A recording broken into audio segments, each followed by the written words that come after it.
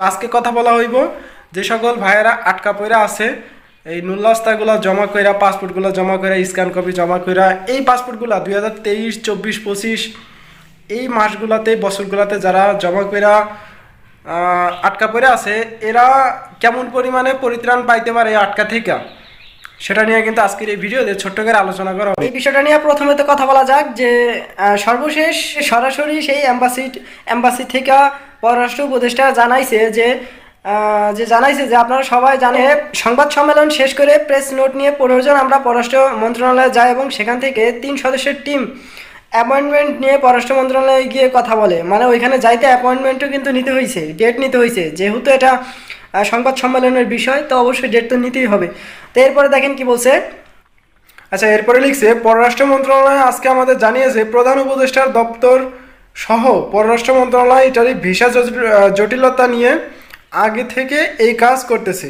মানে হ্যাঁ, এখানে একটা মূল পয়েন্ট হইল যেটা কয়েক মাস ধরে কিন্তু তারা এই কাজগুলো করতেছে কিন্তু খুবই স্লো। এখানে কিন্তু ডেট সব বলে দিছে কবে থেকে তারা আবার মানে দ্রুত কাজকর্ম করবে, মানে এর ভিতরে এই স্লোই থাকবে। এটা যেহেতু রমজান মাস, এখানে বলতেছে যে তারা রমজান মাসে কাজ করবে না। এটা কি মাস চলতেছে? এটা চলতেছে আপনার মার্চ, এপ্রিল, মে মাস থেকে কেমন পরিমাণে কাজ হইতে পারে ধীরে ধীরে আমরা পড়লে বুঝতে পারবো। তো এরপরে দেখেন লিখছে সংবাদ সম্মেলন এর প্রেস নোট তারা পাওয়ার পরে আমাদের দাবি নিয়ে তারা কাজ করতেছে এবং তারই ধারাবাহিকতায় তারা অ্যাম্বাসিডরের কাছে জানতে চেয়েছে যে অ্যাম্বাসি কেন ডিসিশন দিতে এত দেরি করতেছে। অ্যাম্বাসিডর পররাষ্ট্র মন্ত্রণালয়কে জানিয়েছে যে ইমিগ্রেশন থেকে নিয়োগকর্তার সাথে যোগাযোগ সিদ্ধান্ত জানালে এই অ্যাম্বাসি ভিসা ইস্যু করে দেয়। মানে এখানে বুঝতে পারছেন কারচুপিটা কোথায়? ইমিগ্রেশন অফিস, ইটালি ইমিগ্রেশন অফিসের সাথে তারা যোগাযোগ করে। তারা যদি দেখে যে মালিক সেখানে সেই ডকুমেন্টগুলো সাবমিট করছে, যেই ডকুমেন্টগুলো চাইতেছে, দেন কিন্তু তারা ভিসা দিতেছে। আর নয়তোবা তারা কিন্তু কোনো কাজই করতেছে না, ফেলায় রাখতেছে। এইটাই আমাদেরকে জানাইতেছে এম্বাসি থেকে। তো এই বিষয়গুলো তো আমরা জানি, এটা তো নতুন কিছু না, এটা তো আর নতুন কিছু না। তো যাই হোক, এছাড়াও পররাষ্ট্র ভাইস মিনিস্টার বাংলাদেশ থেকে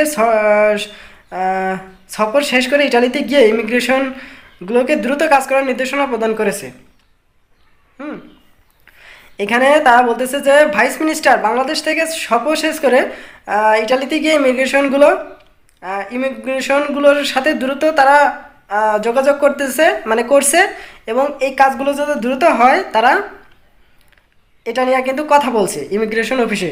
হ্যাঁ, দ্রুত যাতে কাজ করে তারা এটা নিয়ে কথা বলছে। তো যাই হোক, হয়তো বা সামনের দিকে এরকমও হইতে পারে যে আপনাদের ডাইরেক্ট রিজেক্ট দিয়ে দিবে, যে পেপারসগুলো থাকবে, পাসপোর্টগুলো থাকবে, সামনের দিকে হয়তো বা ডাইরেক্ট রিজেক্ট দিয়ে দিবে। দেখেন, ভিসা কিন্তু লাগার চান্স খুবই কম এই বর্তমানে আইসা, কারণ যেগুলো হওয়ার সেগুলো হয়ে গেছে আর বাকি সবই রিজেক্ট খাবে। এগুলো হয়তো ফেক নুল্লাচার ভিতরে পড়বে আর নয়তো বা যেভাবে হোক রিজেক্ট করে দিবে। আমরা যেহেতু এই 22 সালের কোটায় জমা করা, মার্চ মাসের 27শে মার্চে আবেদন করা ছিল 23 সালে তো এপ্রিল মে, হ্যাঁ 23 সালে মার্চের 27 তারিখে আমাদের নুল্লাস্তাগুলো উঠছিল, আবেদন করা ছিল। যাই হোক, কিছুদিন পরে জমা করে 23 সালে আপনারা হয়তো বা আগস্ট, সেপ্টেম্বর, অক্টোবর মাসে জমা করলেন।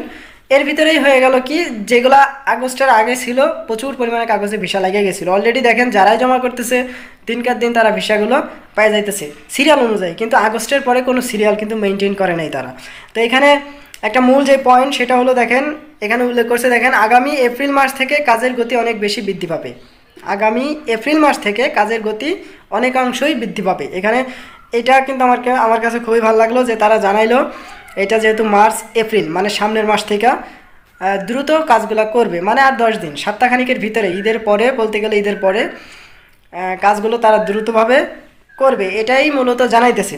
আচ্ছা, এখন এই বিষয়টা এখন রাখি, এই কাজগুলা, এই কথাগুলো তো আমরা সেই 1-2 বছর আগে থেকেই শুনতেছি যে দ্রুত কাজ করবে, কিন্তু সেই মোতাবেক কিন্তু কাজ করতেছে না। তো এই ছিল আজকের ভিডিও। দেখা হচ্ছে নেক্সট একটা ছোটখাটো ইনফরমেশন ভিডিওতে। ততক্ষণ পর্যন্ত আপনারা সুস্থ থাকবেন, ভালো থাকবেন, মজুমদার ফ্রম ইটালিয়ান ইউরোপ এই 2টি ইউটিউব চ্যানেলের পাশে থাকবেন। আল্লাহ হাফেজ।